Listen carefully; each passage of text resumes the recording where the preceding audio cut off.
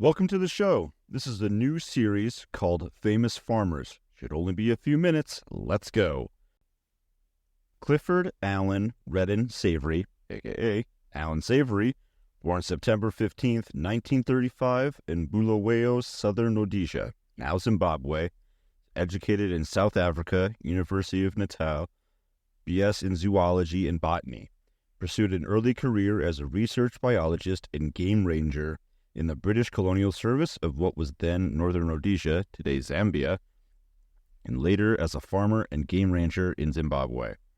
From The Wildlife of Allan Savory by C.J. Hadley, Savory says, quote, "Throughout, there was constantly just one theme. Poor land means poor people. Social upheaval, political unrest.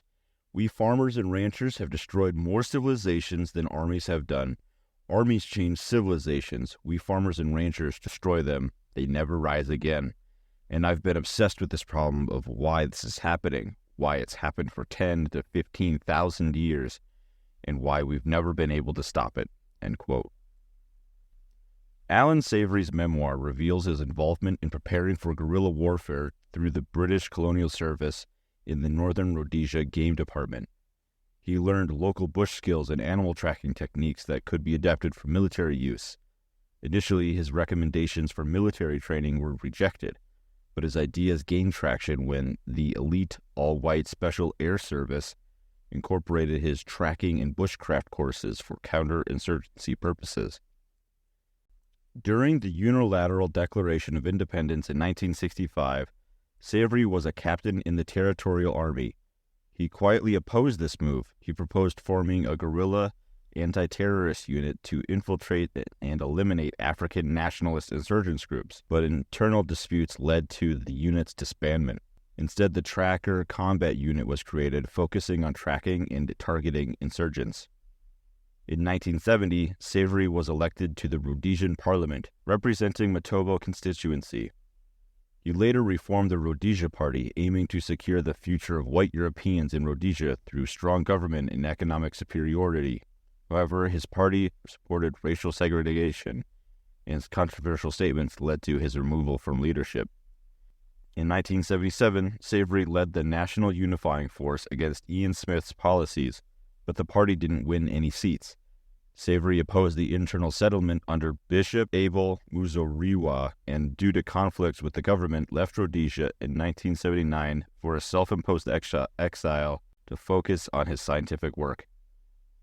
After leaving Zimbabwe, Allan Savory introduced holistic planned grazing to reverse desertification in grasslands. He co-founded the Center for Holistic Management in 1984, later forming the Savory Institute in 2009.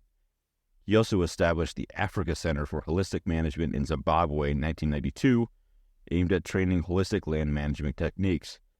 Savory stated 4 key principles of holistic management planned grazing, which he intended to take advantage of the symbolic relationship between large herds of grazing animals and the grasslands that support them. 1. Nature functions as a holistic community with a mutualistic relationship between people, animals, and the land.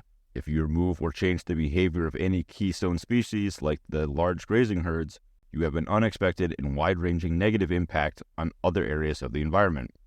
2. It is absolutely crucial that any agricultural planning system must be flexible enough to adapt to nature's complexity, since all environments are different and have constantly changing local conditions.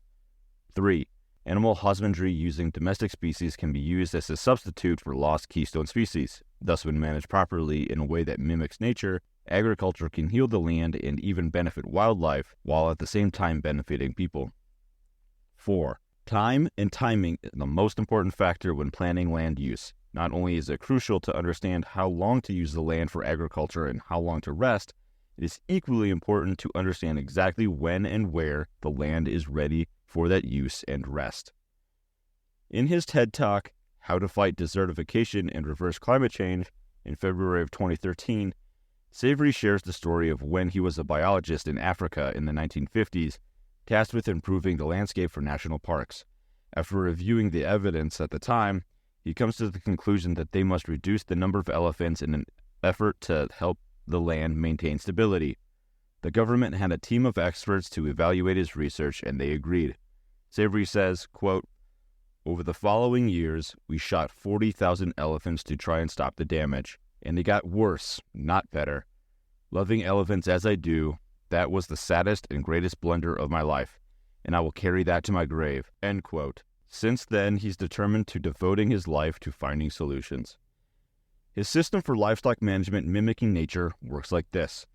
Greatly increase the number of cattle, sheep, or goats confined on a fenced-off piece of land for a short period of time. The animals will eat the grass, then pee, poop, and smash the remaining grass into the ground. At that time, they're moved to another paddock to repeat the cycle. This stores carbon and breaks down methane.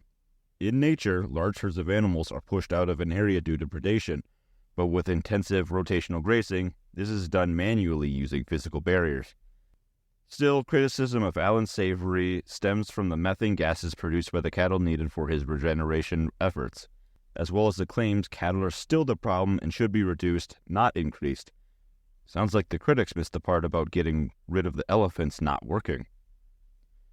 Allan Savory and his wife, Jody Butterfield, live in Albuquerque, New Mexico. He is currently 87 years old. And that is Allan Savory in a nutshell. Let me know who you'd like to hear next. Send me an email, matt@farmhoplife.com, or leave a comment below. Thank you for listening. See you next time. I am Matt DeRozier of Farm Hop Life. Thanks for watching. Don't forget to subscribe and visit farmhoplife.com. Inside of the city, the people are crazy. Out of their minds, they ain't got a clue. We gone away, headed west for Montana. Left family and friends, all I got now is you. We both got new jobs, a house and a homestead, thinking this was the life, all that there'd be. After our firstborn, you had to stay home. That's when the work got in the way for me. Well, I started Farm Hop Life. We'll come to your farm to help and to wander. Me and the family, a truck and an RV. Send us a message and there